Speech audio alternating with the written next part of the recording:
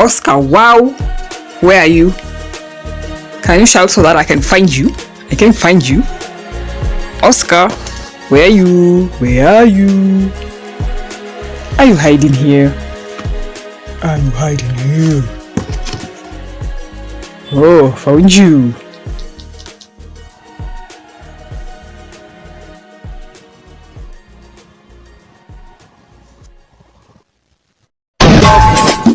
Have you seen the Nairobi weather lately? Oh my. I am here wishing that I was somewhere on a Caribbean beach, sipping Mai Tai, in a bikini, where the sun is hitting my skin. But we're here dressed like an Eskimo, drinking tea. And I would advise you to have yourself a cup of tea, or coffee, or beverage of your choice, so that when you sip, I tell you about some of the Caribbean reads that I've read and enjoyed. Hi, my name is Omeno Michelle. Welcome back to my channel. And first up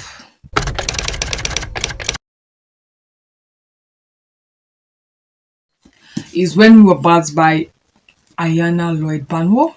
This is her debut novel, and what I loved about this book is that I found the writing style quite lyrical and lush. The story is set in fictional Trinidad and Tobago, and it's a mythic story with a touch of magic realism and reality. It follows two characters from vast backgrounds, but they seem to be connected by one thing: the dead. While Darwin is a Rastafarian who has fallen hard in the times, her mom has become quite old, so doing the work that she does, she's a seamstress. But because of age and related illnesses, she's not doing as much work as she used to, so cash flow has become quite tight. This prompts Darwin to go out and look for a job, but the only job that is available to him is a grave digger. And according to their faith, they are Rastafarian, it is against them to associate with the dead, so this brings a bit of rift between him and the mom. On the other side, we have Yejide. Yejide comes from a family that dabbles with the dead. They help transport souls from this life to the next life. And Yejide has grown up in a time where the mom didn't really teach her about this stuff. So comes a time that the mom has to go to the next world, and Yejide has to step in her shoes. Her side of the story is a bit complicated and confusing, given that she was never taught this thing. And that is one thing I was like, if the author did that intentional, then she hit the mark, because it really makes you see how confused and a bit scared Yejide was about stepping into this other role. That's our neighbor's dog Mark saying hi. And that was just executed so well. The story is told from the third person point of view. While Darwin's is a bit easier to swallow, has a bit of mystery, and is quite clear, Yejide's is a bit complex, intricate, that element of confusion. So there's these two points of view, this intertwining. And at first they are told separately, but it reaches a point that they converge and start telling the story together. Separate bodies becoming one, because this is a love story. Her description of the fictional Trinidad and Tobago is quite vivid, that it makes you feel that you're there. She describes the locale, she describes the buildings, their way of life. You can actually feel what she's feeling, the heat, the humidity. You can actually smell some of the scents that was wafted in there. It is that vivid. What I'd have loved for Banwo to have expanded on was the ghost side of the story. I know I was a bit scared about that side, but she didn't take us through this journey J.D. was going to undertake of taking souls to the other side. She would have explored that much deeper. But overall, I loved the writing style. I loved the vividness. I loved there's an element of mystery on the Darwin side. And also the fact that there's this something I needed to say. The story is told in Patois, a very learning new languages and new things. I'm still not very versed with Patois, but I've read another book in high school. It was a set book that actually introduced me to this language. Meanwhile, some people are going to the Caribbean, so let them pass.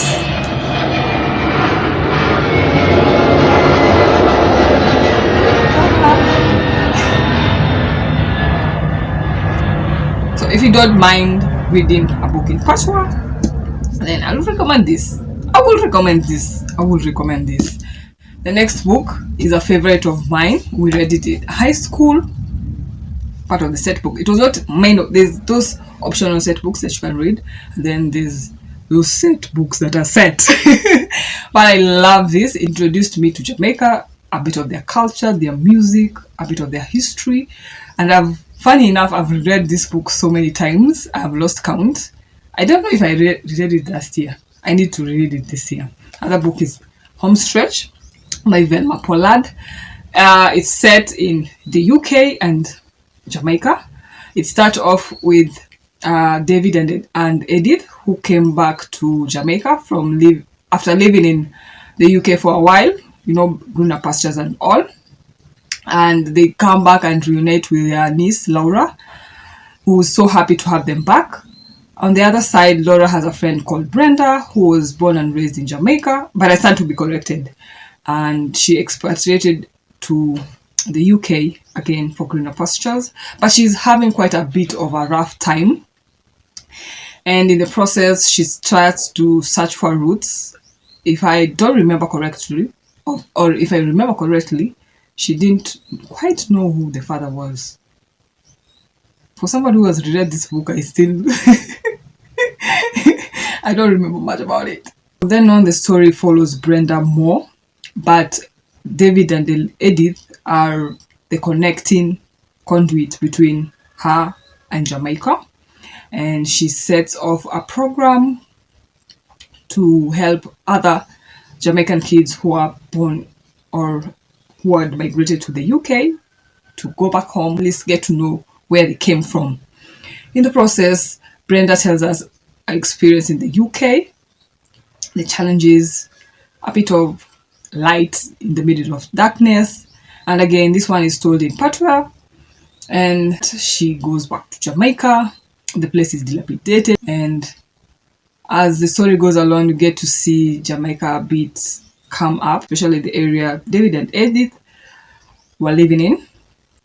And then Brenda goes on a journey touring Jamaica, and obviously we are touring with her.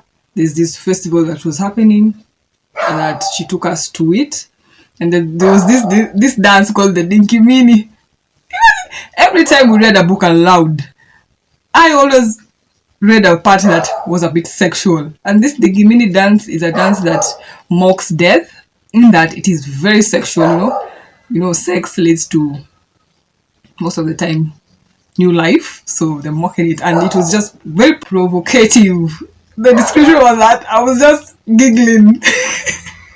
Anyway, we explore American culture, their music, their food. If you love food, you will enjoy this book, as it has so many parts that describes their food and the way of life. It was just beautiful, and I believe it's this book that made me fall in love with reggae and appreciate really more. So I love this book. The next book is a favorite of mine. This is the first book I ever read that was told in verse. At first, I was a bit skeptical and scared because, verse is the sister or the cousin to poetry. Sometimes poetry can be a bit tricky to read and understand. So when I started reading Clap When You Land, I was a bit scared. And when I went on deeper into the book, it was flowing, it was lyrical, it was rush, it was descriptive. This story tells the story of two young girls, Camino and Yahaira, who have a father that has kept them in the dark about the other. One lives in the Dominican Republic, the other lives in the United States. They're both perfect images of their father, and unfortunately, they lost their father, and that is the one thing that really joined them. A ghost that was very much conjured up during the expression of this girl's moments of loss and grief. And their description of him made him come to life, the ghost that came to life. And the way the grief and the loss and pain and hurt is described in this book is well handled. It is heavy, but then again it's digestible, and it makes you want to know what happens next. They are told from the point of view of Camino and Yaira. Both have different ways of expressing themselves, but all lyrical, lush, rhyming. You see the alteration, you see the imagery.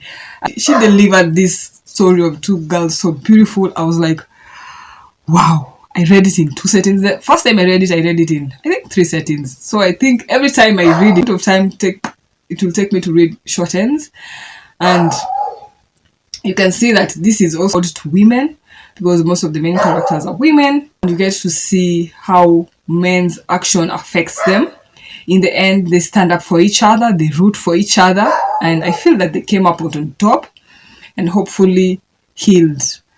Again, set in the Caribbean, one prompt ticked. There's a LGBTQ representation that is done beautiful in a positive light. I feel like most of the books that I've read about the LGBT community focuses on some of their sufferings, if not the negative side of this community. And this one was beautiful, and I was there for it. I will highly recommend this one. I will highly recommend. Even Max agrees. The next book was a favorite among my book club. I am part of a fantasy book club, and every month we get to explore fantastical books from different authors, different countries, and we had so much fun with this one. The book is set in Cairo in 1912, and it follows Fatima, and when women weren't given that much of leeway to do what they want to do. But we have Fatima, who is quite proficient at her work. She works at the Ministry of, I keep on forgetting this name, Ministry of Alchemy, Enchantments, and Supernatural Entities. And we get to see her as she does her job the best way that she can. So when a secret brotherhood is murdered, she is brought in as the lead detective. What are they called, detectives? As the lead investigator. It's just she's not the one. And someone comes and said, I did it. And the person who comes and say that is Jahiz. He was the man who, a while back, opened the veil between the magical world and the mundane. And then all of a sudden, he vanished. So someone in this day and era after the murder comes and said, I'm Al-Jahiz and I killed those people. In the process, he creates a lot of chaos, brouhaha around the streets of Cairo, because to so many, he was like a hero. But then again, since he also unleashed evil, there's that moral conflict. Clark did this book justice. It feels like home, and it's set in the steampunk era. The writing style was, I can't say poetical, but it was quite good. It was vivid and immersive. And we get to explore jinns, ifrits, magic and its effects on the world. There's also LGBTQ plus representation in this book. Yeah, an extra plus. Those are how many books? 2 books. Yeah, so you still have time. You can actually read this 2-3 days, and there's still time. So don't tell me I didn't tell you 2 books that you can think of, 2 prompts from this month. Pride Month and the Caribbean Heritage Month. So yeah, back to this book. In the first phase, it was fantastical. It has elements of mystery. I cannot say much lest I spoil for those who want to read this book. And it was fun, and the characters were very vivid and vast.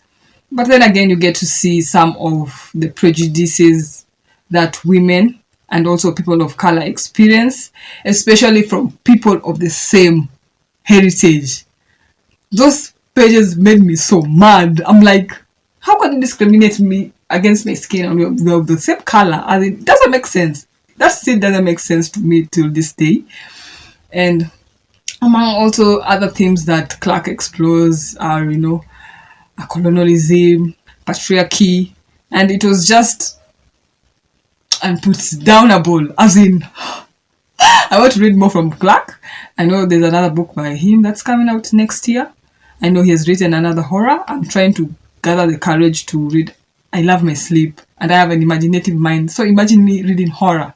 Imagine me. But I want to challenge myself this October to read that Clark book.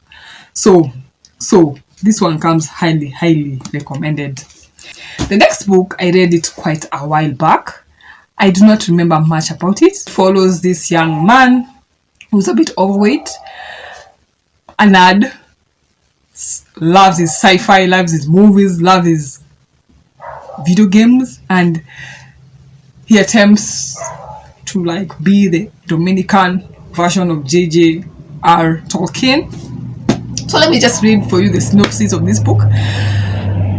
As far as I remember, I had a love-hate relationship with this book. I was still quite young in my reading journey. You can imagine how long ago that was.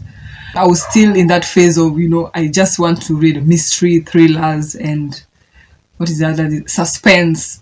So when it came to literary fiction, I was a bit hurried or impatient with the book because literary fiction tends to be a bit slow-paced for my taste. So I think that is what caused this love-hate relationship. But over time, I've read more literary fiction that I've loved. And as much as I'm saying that, I would love to read this book and see if my perspective has changed about this book. And that book is The Brief Wondrous Life of Oscar Wilde. So let me just read the blurb. Oscar is a sweet but overweight sci-fi obsessed introvert who, from the New Jersey home he shares with his old world mother and rebellious sister, dreams of becoming the Dominican J.J.R. Tolkien, and most of all, of finding love. But Oscar might never get what he wants. Blame the Fuku, a curse that has haunted Oscar's family for generations, following them on their epic journey from New Jersey to Washington Heights and back to Santo Domingo. Encapsulate Dominican American history, Oscar's story opens our eyes to an astonishing vision of the contemporary American experience and explores the endless human capacity to preserve and risk it all in the name of love. I do remember that I quite was in awe of the imagery that was used in this book, and I love the fact that it was based in true facts. I love when a book makes me learn things, especially fiction, as I go along. And there were a bit of footnotes told about this and this happenings during the place that we were at with this book. So it was an extra plus. Again, the story is told in Spanish and English. I found that a bit intriguing, and other times I found it a bit unnerving. For Oscar, we didn't relate that much. I did feel for him, somebody who everybody wants to be loved and all, and yet here he was struggling with his body and this curse that is following them that doesn't give them a chance to have it at love. Overall, I enjoyed it, but I would love to read it and see if my sentiments about this book changes. I would also love to read more from Juno. Is it Juno or Mahuno? And this book was a winner of the Pulitzer Prize. So yeah, and I had so many people talk about it, so I had to read it. But overall, I had an amazing time exploring this read. Again, I love the fact that the bookish community has opened me up to other books and genres and authors from different parts of the world. I think if I hadn't been part of this community, I would still be in my thriller mystery phase, unless I felt too bored and started to explore. But being with other people, interacting with other people with different tastes, different than mine, has actually made me curious and make me explore other genres. I know there's a vast amount of Caribbean books and authors out there. Now more than ever, I'm made aware. Now more than ever, I know our bookstores stock these books. And that being said, if you're in Kenya, wants to buy some books from one of our shops, I will highly recommend Nuria. And if you use my discount code Empress Express, you'll get 7% off your purchase. The code can be used unlimited number of times, and I hope that you'll take advantage of this. You'll be supporting the store, you'll be supporting me because I get a bit of commission from that, and you also save money. no extra cost to you. So take charge of that. Otherwise, if there's a book that you highly recommend, don't be afraid to drop your recommendations of some of the Caribbean reads that you've really loved. And thank you so much for watching this video until this point. If you haven't subscribed, I know you like me, or rather, you like books. So hit the subscribe button, turn the notification bell on so that you can be notified when I upload new videos. And meanwhile, I hope that you are reading great books that will give you more pleasure to take off the pressure of life. And until my next video, bye.